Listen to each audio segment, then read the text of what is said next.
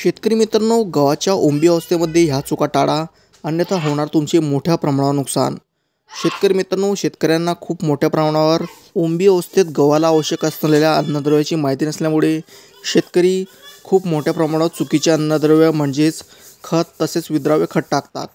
त्यामुळे त्यांच्या पिकात तसेच गहू असलेल्या वजनात आणि ओंबीमध्ये असलेल्या दाण्यामध्ये पोषणाची कमी झाल्यामुळे गहू पिकाचे उत्पादन कमी होते। तर मित्रांनो, ह्या कोणत्या चुका आहेत ज्या शेतकऱ्यांनी टाळल्या पाहिजे आणि कोणत्या गोष्टी करायला पाहिजे ज्यामुळे शेतकऱ्यांच्या गहू उत्पादनात मोठ्या प्रमाणात वाढ होईल, याची सविस्तर माहिती आपण या व्हिडिओमध्ये पाहणार आहोत। पण तत्पूर्वी जर तुम्ही आपल्या चॅनलवर नवीन असाल तर लगेच चॅनलला सबस्क्राईब करून टाका आणि बेल आयकॉनला प्रेस करणे विसरू नका। तर चला व्हिडिओला सुरुवात करूया। शेतकरी मित्रांनो, मी खूप यूट्यूबवर व्हिडिओज पाहिले आणि त्यामध्ये खूप यूट्यूबर असे सांगत आहे की शेतकऱ्यांनी ओंबी अवस्थेमध्ये गहू पिकाला युरिया म्हणजेच नत्र असलेले विद्राव्य खत तसेच रासायनिक खत द्यायला पाहिजे। पण मित्रांनो, हे अत्यंत चुकीचे आहे, कारण युरियामुळे म्हणजेच नायट्रोजन किंवा नत्रामुळे पिकाची जास्त प्रमाणावर उंची वाढ होते आणि दाणे भरण्यामध्ये झाडामध्ये खूप कमी एनर्जी किंवा असं म्हणता येईल की झाडामध्ये खूप कमी शक्ती वाचते।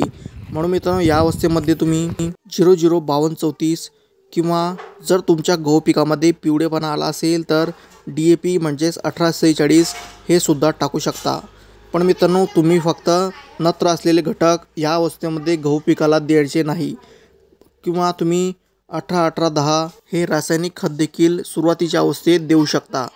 पर शेतकरी मित्रांनो, तुम्ही जर फक्त नत्र असलेले घटक गहू पिकाला टाकले तर यामुळे तुमच्या गहू पिकात उत्पादनाची घट 100% होईल, याची मी तुम्हाला गॅरंटी देऊन सांगतो। कारण शेतकरी मित्रांनो, पहिल्या सुरुवातीच्या अवस्थेमध्ये तुम्ही नत्र देऊ शकता, पण जेव्हा गहू मॅच्युअर होतो म्हणजेच परिपक्व व्हायला सुरुवात होतो त्या अवस्थेत तुम्ही फॉस्फरसयुक्त म्हणजेच फुरदयुक्त घटक असलेले विद्राव्य खत किंवा रासायनिक खत गहू पिकाला टाकायला पाहिजे। त्यामुळे तुमच्या पिकात मोठ्या प्रमाणावर उत्पादन वाढ होईल आणि तुमच्या पिकाला देखील याचा फायदा होईल। तर मग शेतकरी मित्रांनो, तुम्ही या व्यतिरिक्त 12-32-16 हे देखील खत देऊ शकता। याचा सुद्धा तुमच्या गहू पिकावर चांगला आणि सकारात्मक रिझल्ट दिसून येईल। शेतकरी मित्रांनो, जर तुम्ही फवारणीत यामध्ये कोणतेही बेस्ट फंगीसाइड म्हणजेच बुरशीनाशक जर घेतले तर यामुळे देखील तुमच्या गहू पिकातील मर मोठ्या प्रमाणामध्ये नियंत्रित होईल आणि गहू उत्पादनात वाढ होईल। शेतकरी मित्रांनो, तुम्ही फंगीसाइडमध्ये रोको या कंपनीचं बुरशीनाशक म्हणजेच फंगीसाइड घेऊ शकता।